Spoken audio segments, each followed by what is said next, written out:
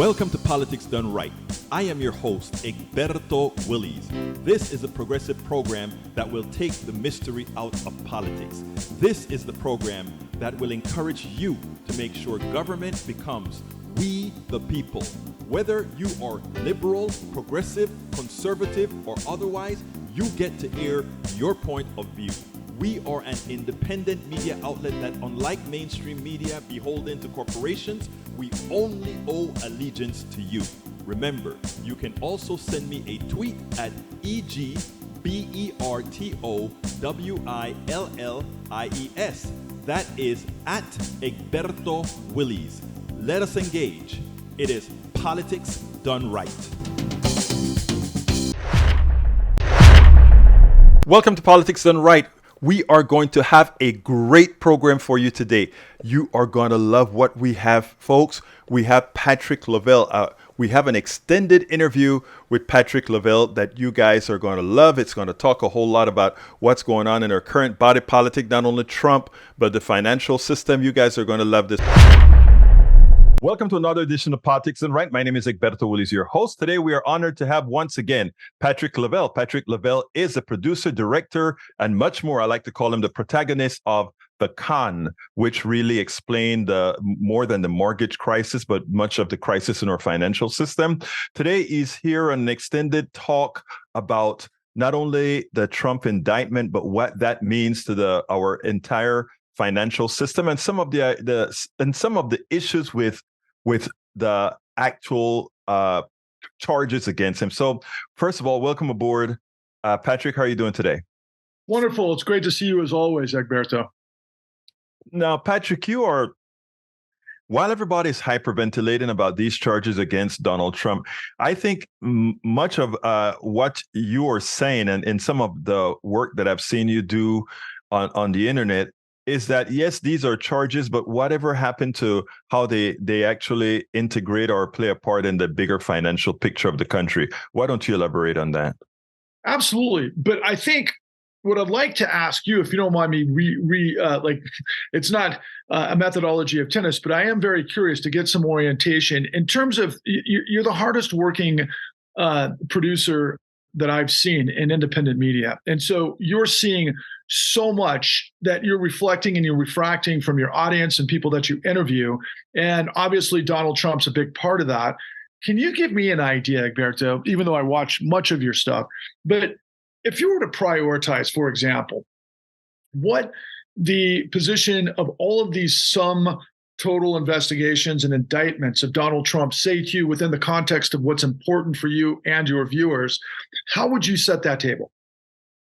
The interesting thing about it is when I look at the Donald Trump issue, as far as how it affects me as a person now that he's not president, now that he's not in power, it means very little to me on a personal level. However, as I pointed out before with what I hope you're going to talk about as well, is that there's so many other things that are happening economically, financially in this country that our hyperventilation on Donald Trump would have us disregard a lot of what's occurring that actually means more to our financial well-being, to the country's financial well-being altogether. So that is where I put it. I don't know if that's what you're asking, but in effect, I am saying that it is great. We want to see Donald Trump put away for being the crook that he is, Donald Trump put away for being the evil that he represents. But he is just one person, and the evil that we talk about, the financial evil itself, is systemic. And unless we capture that, feeling good about throwing Donald Trump in jail solves very little of our problem. Wow, that was very powerful, Egberto, and I really appreciate you, basically teeing off with that, because the position that our media continues to perpetuate is this notion that we have sort of a code 5, alert, a sort of desperate scenario that our democracy is at stake, that we are in a predicament for everything that this country supposedly stands for. And when we say democracy, I would think that most of us would consider that the rule of law and the accountability, or I should say, the ability of the rule of law to hold power to account was exactly what our founders had designed this country to accomplish. Of course, the architecture is separation of powers, and what the administrative branch does vis-a-vis and versus, or however specific situations work out with the judiciary, and also obviously through Congress. Is this sort of modus operandi of balance for the American people? Presumably, the country itself is guided to be of, by, and for the people. Of course, famously, Abraham Lincoln said at the Gettysburg Address, "A nation of, by, and for the people shall not perish from this earth." And that was given, of course, during the Civil War. What was the issues of the Civil War? Well, the Confederacy and a conflict of power, and the resolution that there were two different sorts of ideologies, one based on ownership of human beings, and the other presumably of the ideals of the founding, that all men are created equal. Okay, loosely, that's kind of how I think most of us set the table in our mind as we approach this sort of, shall we say, 24/7 onslaught of information as it relates to all things Trump and him running for the presidency, and whether or not this is indeed the end of democracy if somehow Donald Trump beats the rap. From where I'm coming, Egberto, we don't have a democracy. We haven't had a democracy for a long time. There's been a lot of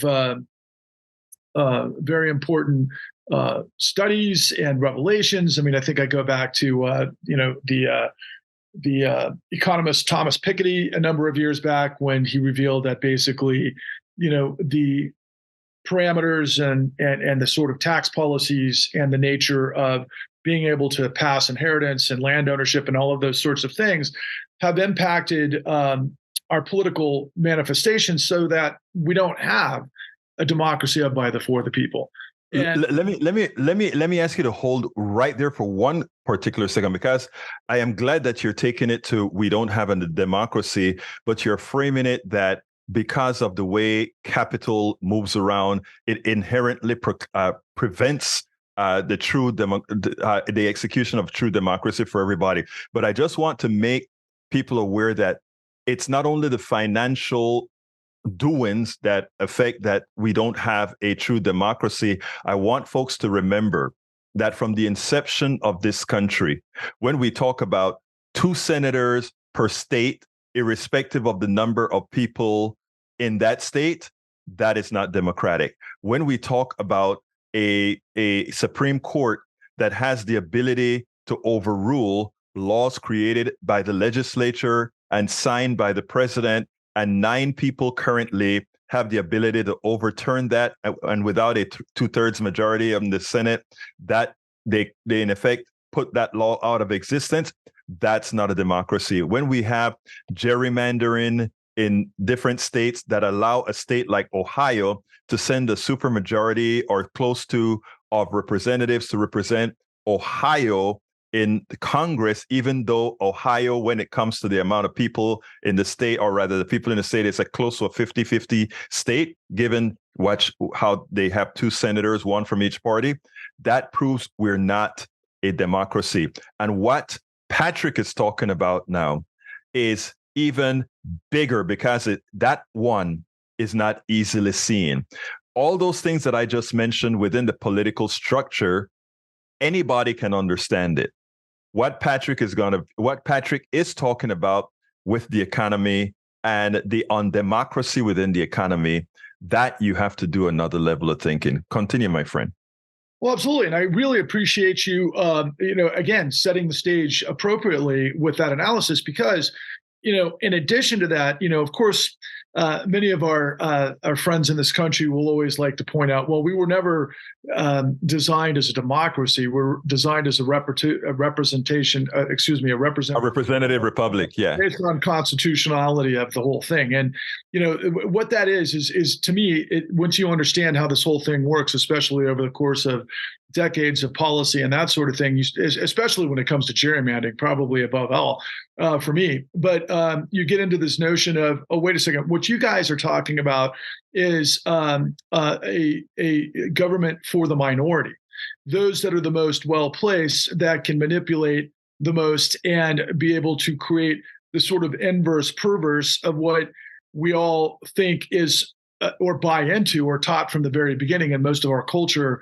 particularly in popular culture, reinforces these sorts of misunderstandings, is this nature of, well, okay, anything is possible in this country because we've set the table of fairness that enables me as an individual the dynamic opportunities to evolve to where I want to go, that I'm in a sort of control of my own destiny, that I will find a place in society that I can engineer and architect for myself.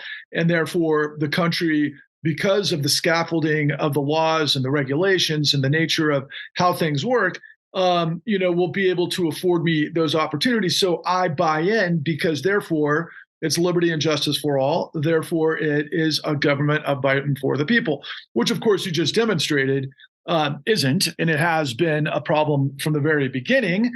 But we have also had, if we're doing a historical analysis, everything from the initial revolutionaries, where there were a large percentage of abolitionists who did not want to see slavery in the United States from the very beginning, but they compromised. And then we moved on forward. And of course, we had everything from the Civil War to the 13th Amendment and the 14th Amendment. And then, of course, the progressive movements of everything that catalyzed from, women's suffrage to civil rights to environmental Unions. movements. All of those things and the labor movements happened prior to Teddy Roosevelt, which then manifested all the way through economic upheaval and turmoil and war and everything else to eventually the FDR administration and the Clean New Deal. So none of us, I think, should ever have an expectation that anybody throughout history has ever got it perfect. And we all know that human beings are flawed.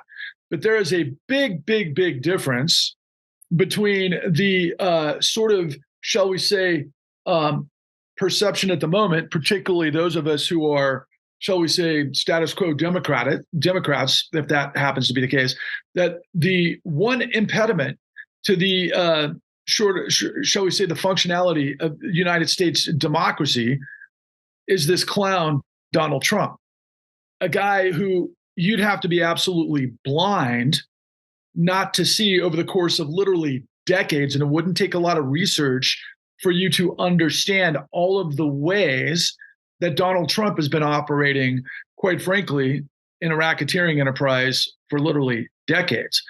So it was very interesting to me, for example, that mainstream media literally almost had a volcanic explosion when this past week we saw 13 indictments in Georgia, care of Fani Willis, the DA, who brought, among other things, a sort of grand gesture of what we call RICO, the racketeering statutes, that now media can say, without hedging themselves, they can say declaratively, well, we thought that it was possible that Donald Trump was a criminal enterprise.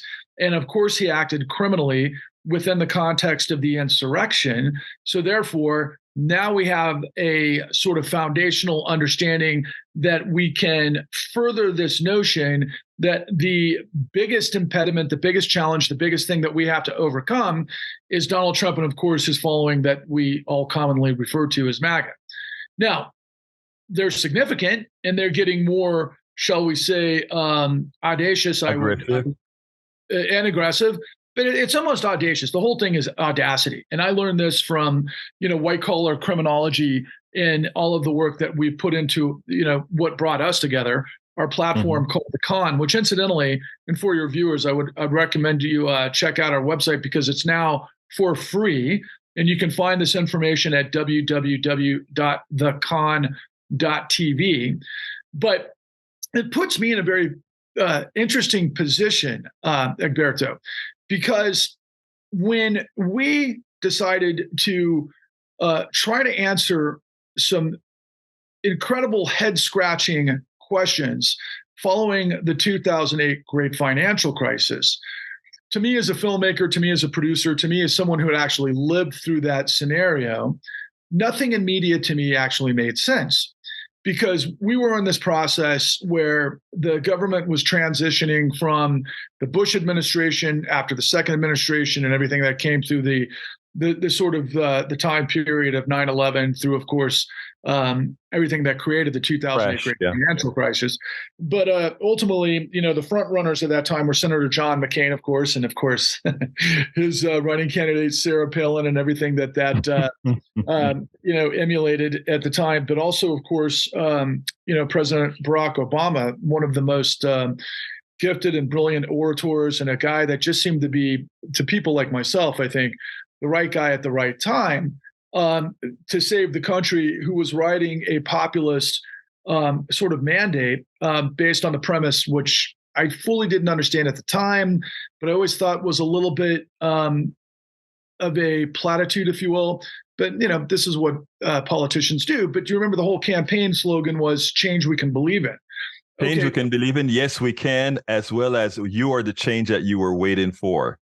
Absolutely. Platitudes that could have meaning. Yes. Right. And they were all very uplifting and beautiful. And here is this wonderful guy, educated to the level. It seemed to be the best of the spirit of Americana, as far as I'm concerned. Like, for me, what I celebrate above all else, and what, if I were to put my cap on and I were to design it, and I would make it in America, by the way, not in China, I would say, what makes America great is the dynamism of the opportunity predicated on the structural format of law that enables people to,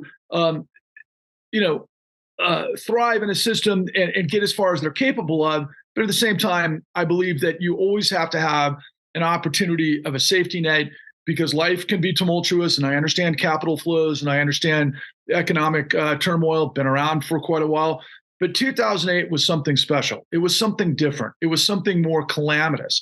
But yet, once again, the American people found a way to devise a scenario to where the angels of our better nature seemed to be pressing forward to solve the problems of that particular time period.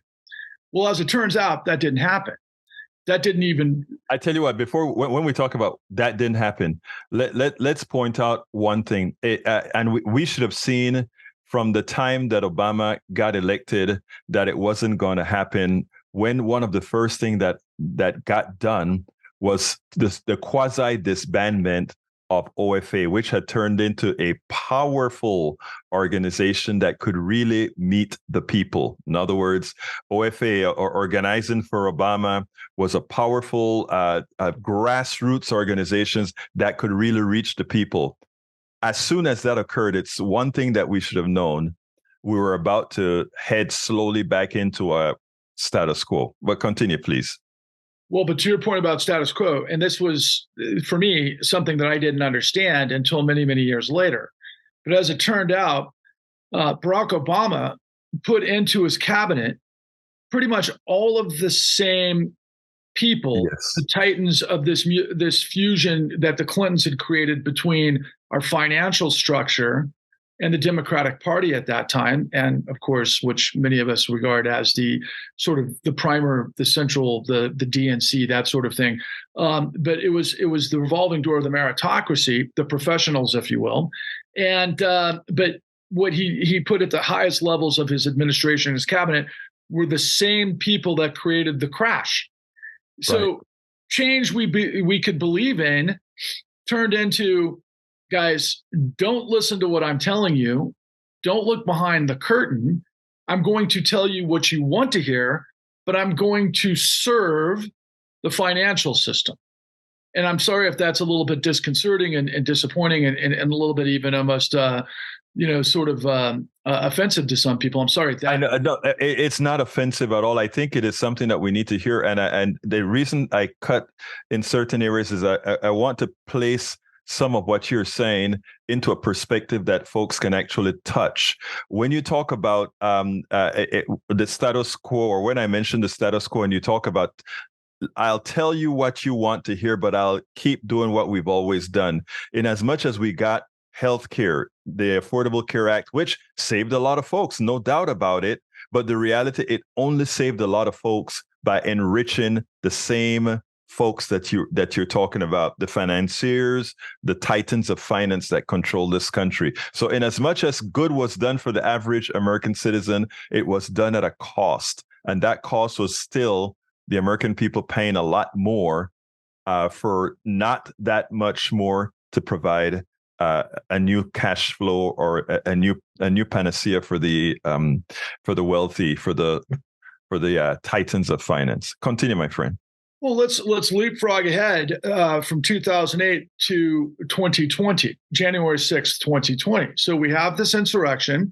We're seeing foment from the right, and anybody paying attention, both online, but particularly through Fox, was this incredible PR press that there were questions regarding the election, the integrity of the election. And that was used to justify what became somewhat of a popular uprising, which to those of us paying attention at the time, were surprised to see thousands of people from all over the country descend upon Washington and then land at Donald Trump's Washington, D.C. hotel, for example. They were all online. But then, of course, I remember watching mainstream media at the time, particularly Rachel Maddow, and a lot of these folks were acting as if nobody really could see. I should probably do this in a chronological setting. But the first thing was that the supporters of Trump and protesters against potentially a stolen election started to congregate in Washington, D.C. from around the country. But those who were paying attention online could see a mile away that this was something that had been brewing, something being discussed often and galvanizing out in the open. And so when you contrast that with ultimately what I was seeing in mainstream, where a lot of people were somewhat surprised the day of the actual insurrection, is my point. So, for example, we saw thousands and thousands of protesters. We saw Trump give the speech. Then we saw the protesters, attack the Capitol and everything that came afterwards. And we all saw it with our real eyes. And we saw, it was extraordinary to see, because I was like, first of all, after everything that the country had gone through, the first questions that I was asking, Egberto, was, given the levels of corruption that we knew existed, that the only people that were actually protesting our government were people that appeared to be far-right lunatic fringe. For me, I'm like, wait a second, the American people, to redress their grievances would be manifested in what appears to be a kind of a confederacy, if you will. And then the whole thing seemed to be this dalliance of this sort of, I don't know, however you want to describe or interpret, how we all have seen and known Donald Trump over the course of the last several decades. But what I'm trying to get to is really what I've got to make this case to your audience and the American people writ large. So fast forward to 2023. So we've seen now 91 indictments of Donald Trump, right? Everything ranging from, the hush money payments with Alvin Bragg and the district attorney of New York. And then, but more importantly, to what I'm about to reveal to you, everything that has manifested has created this framing, if you will. From the January 6th investigation in Congress last summer to now, through Jack Smith's investigation and so forth, is that Donald Trump defrauded the United States. And then we're showing how all of the different ways that Donald Trump defrauded the United States. Now, he defrauded the United States, according to the government, of course, with a racketeering conspiracy. Well, that's interesting, is it not?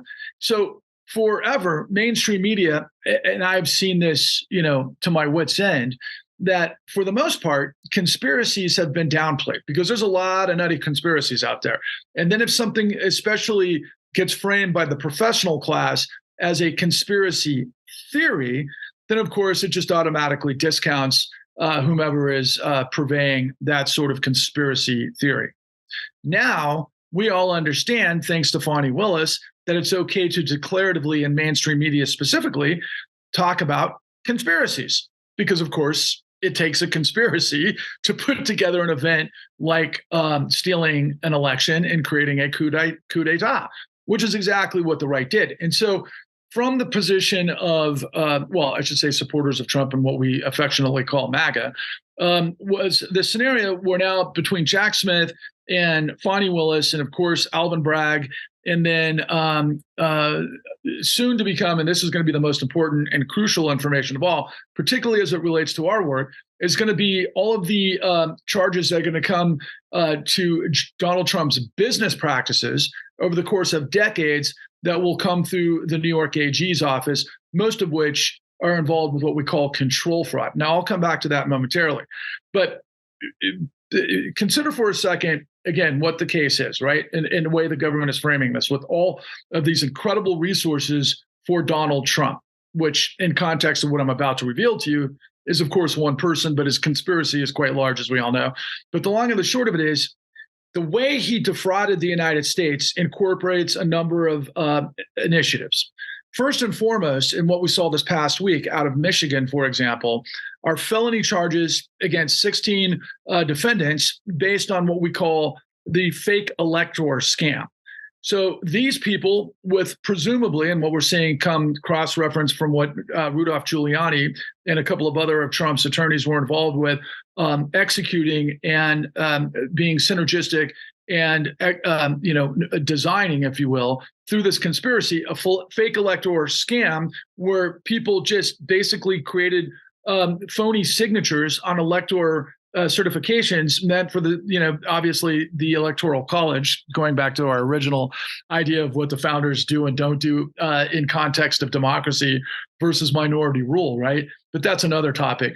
But we know clearly that it's against the law and it's a felony and can be prosecuted with charges of over 20 years for lying on documentation fraud for something as significant, of course, as a presidential election. So that's one.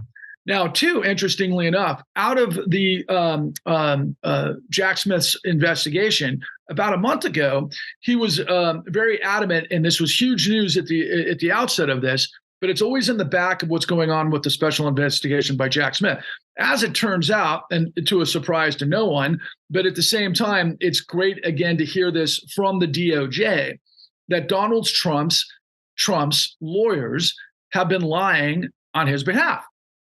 And Jack Smith has got him caught in a bunch of different lies as it relates to, the top clearance information that was found at Mar-a-Lago and maybe some more apparently up in Bedminster, New Jersey, at his other golf club, top secret clearance information. A lot of people are speculating maybe Donald Trump had potentially, provided top secret nuclear information, nuclear plans, in a potential war with Iran to Saudi Arabia and everything that constitutes, which interestingly, obviously Jared Kushner and Steve Mnuchin have realized over $6 billion from Saudi Arabia recently. But let's just put that on the side.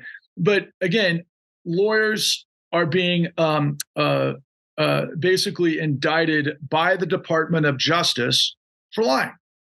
Now, further to that, what we've seen recently, and I've been paying very, very, very close attention to this, is one of my favorite analysts on MSNBC is the University of Harvard professor Lawrence Tribe, who, among others, one of his students, of course, is our Attorney General Merrick Garland, right? And this guy, when I hear him speak, he speaks with such clarity and dexterity in terms of what the law does and what it doesn't do.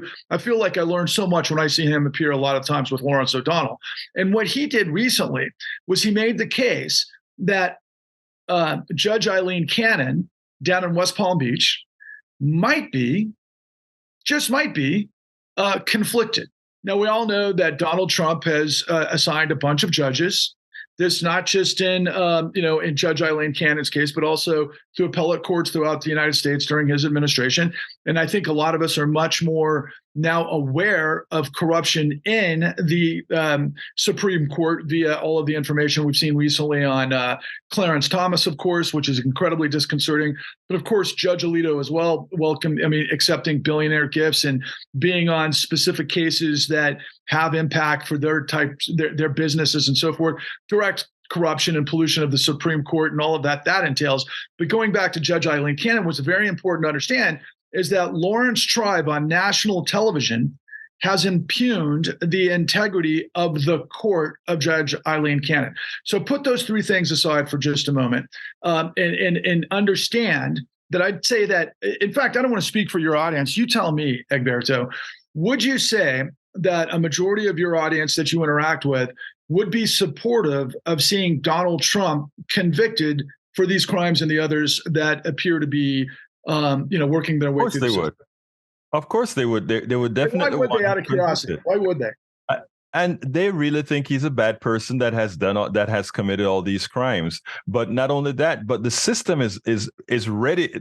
The system has not the system. Part of the system, the sort of middle of the system now sees him as a liability, and they're willing to let him go. But the truth of the matter is, again, like I mentioned earlier, there's a whole lot of bigger things to fry. So, I mean, we're spending a lot of time on this when there's a lot else going on. But continue. I'm going to bring that, but I just want you to, and I think you did, but I'm just going to ask you a follow-up question if you don't mind. Just in conversation that I have and things that I've seen, particularly in reaction to all of this information coming through the New York Times and the Washington Post and all things 24/7 of Donald Trump coverage, as well as those that respond in social media, particularly celebrities, it's like they've bought into this notion that our democracy lives or dies with the conviction of Donald Trump, who we can see has been. Let me tell you first of all. And if I understand where you're going with that, that is a very important thing that most Americans better realize right now. Donald Trump was not the problem. The system has always been the problem. Donald Trump was just an inept person that came out and said out loud what everybody has been and continue to do behind the scenes. I want that, and I speak about that on the show quite often. People sit down and think we're going to put all of the existential, that getting rid of Donald Trump is existential to maintain our democracy. No, Donald Trump has laid the foundation, voiced the foundation that makes minority rule, and not only minority rule, but he has allowed the bad things to seem plausible. And that's the greatness of why, so when he's gone, what we have are more intelligent people capable of executing what he attempted to execute and failed. He says the quiet parts out loud because he's not the brightest bulb in the box. In addition to that, he's so arrogant. He's so arrogant. I'll use this as kind of a comedic sort of, antidote to the whole thing. And then I'll move on to the next point, which is exactly what you've telegraphed and inappropriately so. But I mean, in the case of the hush money payments to a porn star, based on the statutes of dark money and Citizens United, all he had to do was hide that in LLCs through other players. Exactly.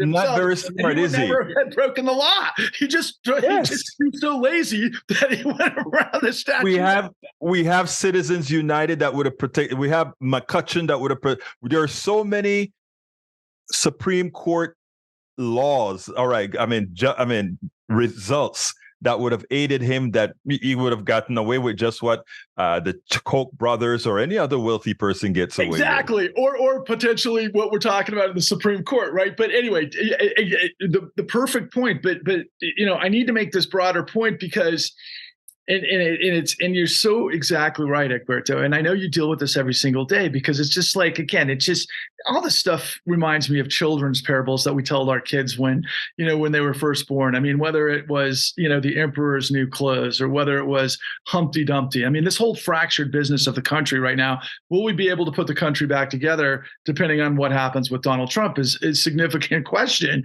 But it's ridiculous considering that Donald Trump is literally both a reflection. He's a mirror. He's a reflection and a refraction of everything we show you in our work, the con that is our financial system got away with to the tune of tens of trillions that destroyed tens of millions.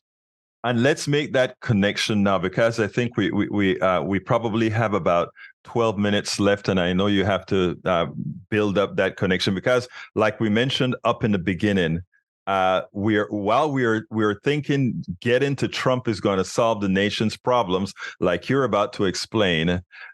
He is just the person that we can get rid of now because he's already cauterized the bad and he's made the bad plausible. Continue, my friend.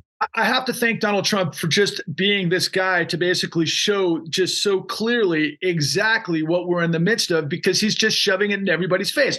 Look, the bottom line is this, okay? In our work, The Con, again, that is available now for free at www.thecon.tv. What we had to do was we had to pull the strings on what our financial system actually is based on the 2008 great financial crisis. And what we discovered was there were literally, Egberto, this is not hyperbole. I know this number is going to sound crazy. I assure you it's accurate. And I not down to within five, but it literally tens of millions of felonies were created in what we call liar's loans. Now, liar's loans is this approximation of using documentation fabrication, because brokers were able to utilize methodologies because they knew the numbers and all of the different parameters that were used to be able to get a loan approved. They were incentivized by CEOs of this country, because we have what's known as modern executive compensation, where after the Clinton administration, we got rid of most of the regulation that we put in play after the Great Depression to prevent all of this stuff from happening. But because we had the revolving door, and there's outsized influence of our financial system and our legal system, and they got deeply involved with the Democratic Party and the Republican Party. There's slight differences between the two of them, as we all know. But the bottom line is that deregulation enabled this monstrosity of people, and there was no regulation.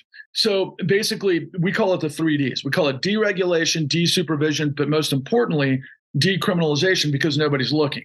So ultimately, we had tens of millions of documentation fraud, creating what we call liar's loans that were put into a system. And there's a conveyor belt. And anybody who's bought real estate understands that there's a process in play, and there's also laws in play, you would think, to maintain the credibility and the value, if you will, of real estate, but it can all be manipulated. Now, Donald Trump comes from this background and has been doing this his whole career. I'll give you a couple of examples of that downstream, but going with what the government is demonstrating what Donald Trump is guilty of now, Wall Street allowed these brokers to create tens of millions of illegal documentation based on just deceptive acts and practices. Again, going back to Donald Trump, he's defrauding the United States based on deception. Okay, that's a thing. By the way, we have remedy for that, and it's RICO, especially when you do it with a conspiracy.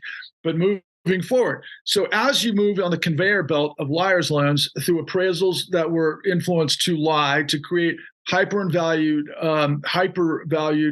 assets for the rich, ultimately, that lenders provide top dollar because they're shuffling this through the deck. And then the other stopgap was, of course, the nature of the credit rating agencies, one of which is Moody's, which is owned by Warren Buffett. They were lying on their due diligence of underwriting, just like all of the underwriters in the system were lying to approve, and provide AAA rated reviews of huge trusts and huge securities that were being unloaded on pensioners, countries, communities. I want you to hold your thought there, because I want to explain something to the audience. These guys gave all of this a semblance of legality. And when we talk about the rating agencies, what they did is they learned how they supposedly had mathematicians who learned how to packetize bad debt with medium bad debt, with good debt, and with best debt, and somehow turn the combination of those papers into a Class A asset, which means an asset that is of good risk. So they gave it a plausibility of being a good investment made of, to put it bluntly, doo-doo. Continue, my friend. Right. And there's a reason they did that. And it's in our show, The Con, but it's because CEOs can create the facade of short-term growth that gives big returns to their, their investors and also the board, most importantly, because they're the ones getting a lion's share of the upside, all based on deceptive acts and practices, which, oh, by the way, as we're seeing demonstrated in the government's case against Donald Trump, is illegal. But they did it in the tune of tens of millions. Now, to give you an example of how this whole thing worked, after you get past the rating agencies, it went into derivatives and what we have, all these different products. A great sort of primer on how this whole thing works. Many people saw The Big Short. That's like first base of what actually happened, and it's not anywhere close to what you see in our work. But ultimately, we had a $4.6 trillion housing market at about this time period of 2005, 6, 7. That became a $600 to $800 trillion a global derivatives mess, and ultimately all predicated on lies the whole time. It was inevitably going to blow up. It was all a facade, and it was all preventable because thousands of people tried to stop it. And all of that work and then some is in our work. But ultimately, bringing it back to Donald Trump, though, after the rug pulled, the floor fell out, the ceiling caved in, all of the rest of it. We had this mass global meltdown. Nobody had any idea what was going on. We ended up calling it subprime, and then we started blaming, people that we claimed, took out more than they can afford, or they didn't know what they were doing. And in many cases, most people blamed minorities because it was like you shouldn't be able to loan to minorities, and they were blaming at the time what was called the Community Reinvestment Act and all sorts of other things. I don't want to litigate all of that at the moment. I just want to stay on path considering the time period here, comparing it to where we are with Donald Trump, because ultimately, after everything got destroyed and why we went to go make our work, the Department of Justice under Barack Obama, led by another African-American who we all, I think at the time, celebrated as being the first African-American, director of the DOJ in the Americans in the history, instead of bringing the mass information that I now know existed beyond comprehension that the media never delved into, and that was the reason we had to make our work to begin with. They never put the entirety of the puzzle together. The Department of Justice had all of this information, but instead of bringing all of the power and the might of the legal system apparatus of the United States to bring massive racketeering charges against racketeering enterprises, particularly through the Dons, not to be confused with Don the Con, but the Dons, the heads of Wall Street, the CEOs that were manifesting what we call a control fraud based on all of these elements that go into the pipeline. Instead of bringing the RICO statutes against them, what we did was we did deferred prosecution agreements. They didn't have to admit to anything. The investigations stopped. And ultimately, at that time period, the government did this incredible smoke and mirrors where they sold the world that we were going to spend $700 billion from Congress to save the financial economy of the world. Mm-hmm. And ultimately, what we did was that was all just smoke and mirrors because the Federal Reserve behind the scenes decided to unleash at the time in 2009 $29 trillion. Yes. $29 trillion to these racketeering enterprises that blew up the world, that were all provable, that are all being demonstrated because they used, and I'll finish with this real quick and then I'll answer your questions. They, among other things, I demonstrated that there was millions upon millions of documentation fraud. But ultimately, what we find in the collapse of the 2008 great financial crisis, we had millions of foreclosures. Well, you can't have coal transmuted into gold and then transmuted into coal again.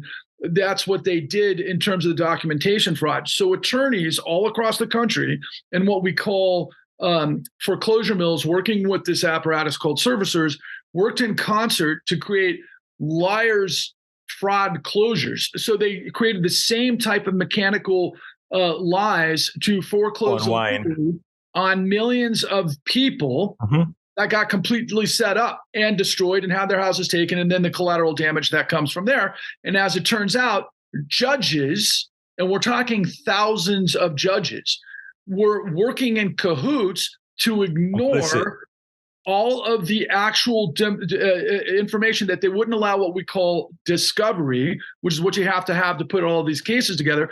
So instead of all of the law working in concert on behalf of the millions upon millions of people that got destroyed by the system, the law actually worked for the guys that did it, as did our financial system. So the relevance would be, okay, so guys who were all up in arms about, as justifiably so, Donald Trump getting away with murder, of the American dream, or, law and order and all the rest of it.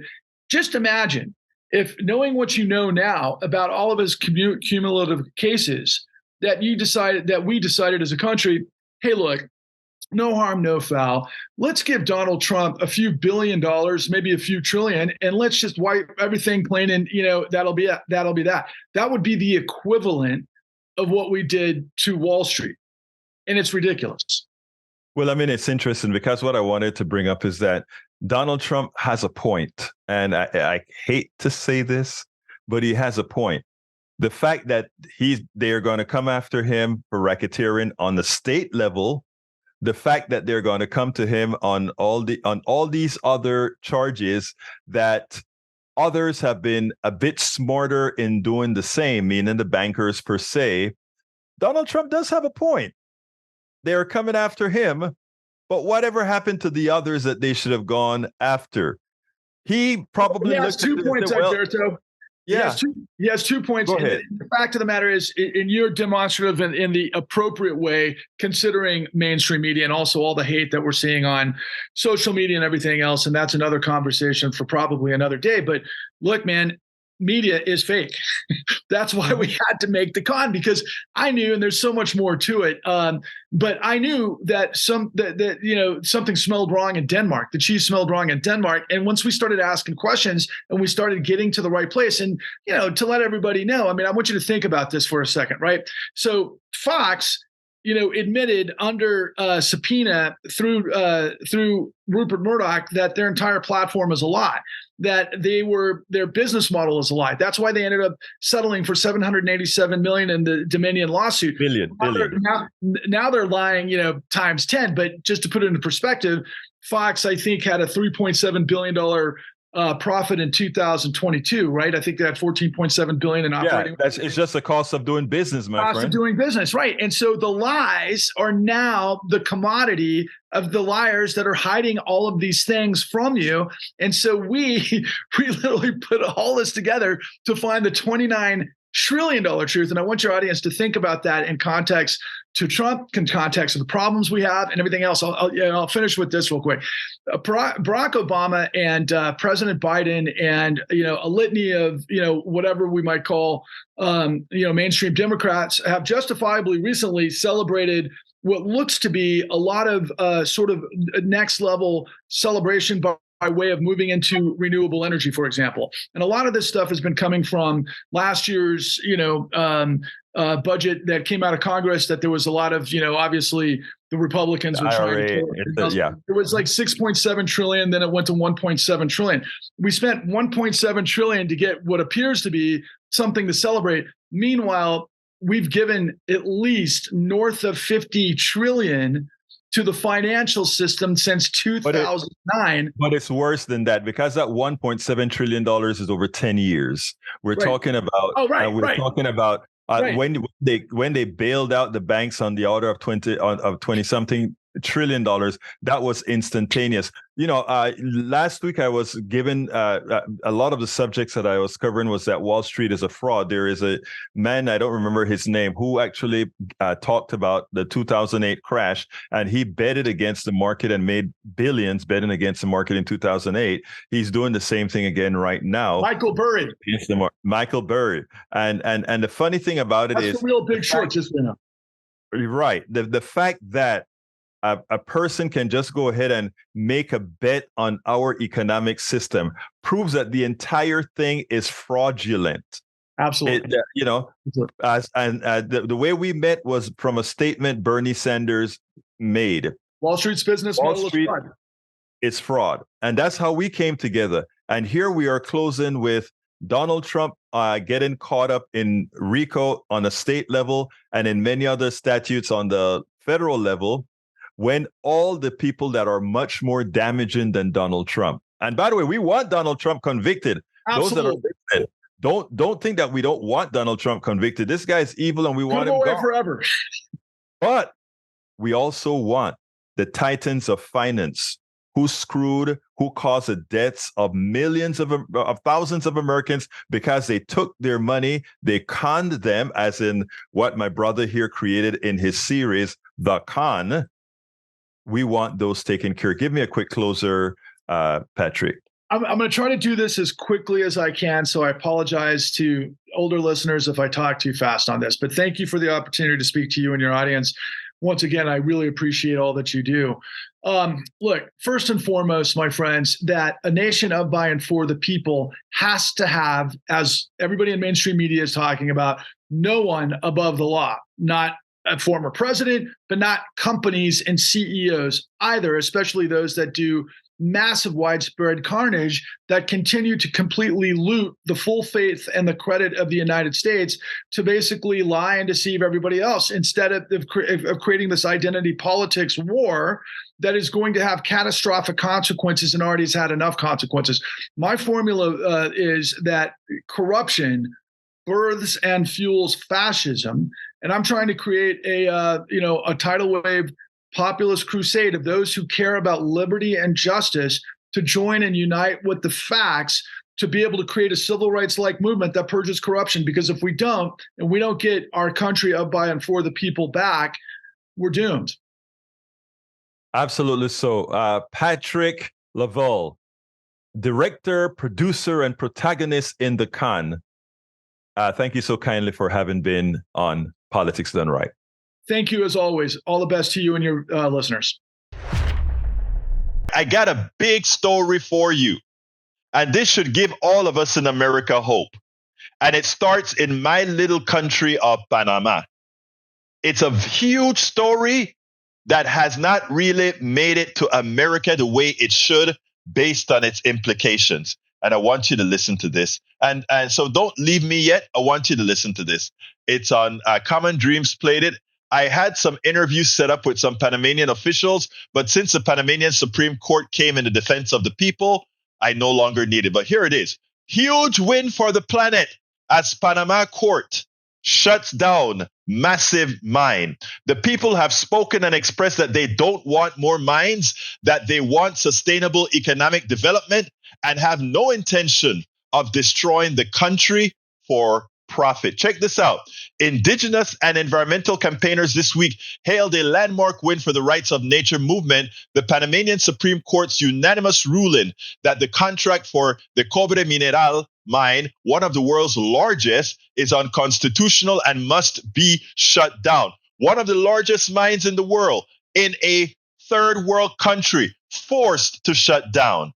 The November 24 ruling against Minera Panama, a subsidiary of the Canadian company First Quantum Minerals, followed weeks of nationwide protests against the open pit mine, which began operations in 2019 and where mainly copper, gold, silver, molybdenum are extracted. Opponents say the mine threatens area water supplies. A gunman shot and killed 2 people at a protest against the mine earlier this month. It was an American born in the Panama Canal Zone. He got pissed that the Panamanians were trying to protect their country. So he shot 2 of them that were blocking the highway, point blank. I have it on tape. Last year, the Cobre mine produced over 86,000 tons of copper, approximately 1% of the world's total production out of our little tiny country. 5% of Panama's gross domestic product comes from that mine. 75% of the Central American country's export revenue comes from that mine. More than 2% of Panama's workforce is employed at that mine. What am I trying to say here, people? The Panamanian people said, yes, we are willing to feel the pain to protect the long term. We are willing to feel the pain and not worry about those rich fat cats that are going to mine our country and then run off with the money and leave us dry-handed with a polluted environmental problem like we do here in America all over this country. Love Canal. And we can name all these disaster areas that corporations leave. They claim they're going to refurbish it. They mess it up and then they leave. Panama said no. Cobre, which is located in a biodiverse area on Panama's Caribbean coast, will now shut down as a result of the ruling. The Panamanian people have spoken. Kirsten Ruiz, executive director of the London-based Sustainable Development Foundation, told Monga Bay. The people have spoken and expressed that they don't want more mines. What they want is sustainable economic development and have no intention of destroying the country for profit. I am so proud of Panama. If they can do it, if we can do it in Panama, we can do it here in the United States. We can shut down that, and we can take short-term pain to protect long-term issues, to protect people from cancer, to protect the environment. Referring to his introduction of Panama's rights of nature law, Juan Diego Vázquez Gutiérrez, an independent and at age 27, the youngest member of the Panama's National Assembly, said Wednesday that I am very happy to have been a part of a fundamental, and it's the young people, a fundamental legal instrument to end the metal mining industry in the country. This is one of the tangible effects that we must repeat in defense of the environment, thanks to this legislation. And look at what they did to Colon and Veraguas. This is where I was born. This is a beautiful area in the mountains on the Atlantic coast in Panama. Strip mine. All that water from these metals were going into our pristine rivers. Some of them are going to take 200 years to eradicate themselves. Okay? And anyway, the article is in the blog, so you can finish reading the article there. But I can't tell you how proud I am of Panama. And this gave me hope. As I saw that Panamanians knew 2% of the workforce worked at the mine. They also knew 75% of their exports came from that mine. They also knew that gold and copper and all of that came out of that mine. To help who? Not to help Panamanians, to enrich a corporation, right? And at the same time, dirty everything else up. Viva Panama! They did the right thing. And that should be an example to our activists all over the United States, all over America. And why am I saying this? Too often we throw our hands up in the air and says, we can go protest. Nothing's going to happen. When we think about Central American countries, we think about countries that dictators can take over, or they can bring in the army to shut down protests, etc. This protest was a social media protest that went to the streets all over the country. The Panama City, Colon, David, Chorrera, everywhere in Panama, we had people fighting for the rights of the country, and they won. So to the American activists, we have a lot more power than what they've had in Panama. We can shut things down here as well. We can make things happen.